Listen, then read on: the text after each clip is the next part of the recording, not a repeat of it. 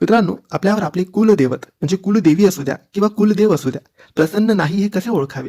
समजा तुमचे काहीतरी कामं आहेत, त्यामध्ये तुम्हाला यश मिळत नाहीये, नोकरी धंद्यामध्ये काहीतरी समस्या येत आहेत, घरात पैसा टिकत नाहीये, घरात वादविवाद सुरू आहे किंवा जी ही इच्छा आहे ती पूर्ण होत नाही, आजार तिजार घरात सुरू असतं. हे सगळं जर तुमच्यासोबत होत असेल तर याचे कारण कुलदैवत प्रसन्न नाही असेही असू शकते किंवा अन्य दोष पितृदोष असू शकतात किंवा अन्य कोणते दोष असू शकतात. पण मुख्य कारण कुलदेवता प्रसन्न नाही हेच असते. तर असं तुमच्यासोबतही होत असेल तर तुमच्यावरही कुलदैवत प्रसन्न नाही असे समजा. तर यासाठी उपाय काय?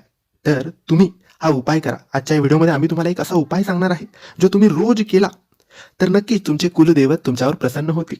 आणि आम्ही जे तुम्हाला कारणं सांगितले आहेत, जे तुमच्यासोबत होत नसतील पण तरी तुम्ही हा उपाय करा, कारण कुलदैवत तुमच्यावर प्रसन्न होतील आणि तुमचे सगळे कामं होऊ लागतील, यश तुम्हाला मिळू लागेल आणि कोणतीही बाधा दोष तुमच्यावर होणार नाही. आता हा उपाय खूप सोपा आहे. घरातली महिला असेल, घरातले पुरुष असेल, त्यांनी हा उपाय करावा. कोणीही एकाने केला तरी त्याचा लाभ सगळ्या घराला होत असतो. सकाळी संध्याकाळी कोणत्याही एका वेळेस हा उपाय करू शकतात.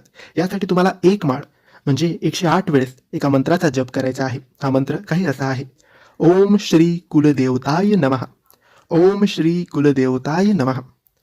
मंत्र जाप करण्याआधी देवघरासमोर एक अगरबत्ती लावावी आणि मग या मंत्राचा जप करावा. हा मंत्र जप साक्षात आपली कुलदेवी असेल, कुलदेवत असेल त्यांना जातो आणि त्यांची कृपा प्राप्त होते, ते प्रसन्न होतात. तर नक्की कुलदेवतांना प्रसन्न करायचे असेल तर हा मंत्र जाप सकाळ संध्याकाळ किंवा कोणत्याही एका वेळेस तुमच्या घरात नक्की होऊ द्या. तर मित्रांनो, माहिती तुम्हाला आवडली असेल तर लाईक आणि शेअर करा. काही प्रश्न असतील तर कमेंट्सद्वारे विचारा आणि आमच्या चॅनलला सबस्क्राईब करायला विसरू नका. धन्यवाद.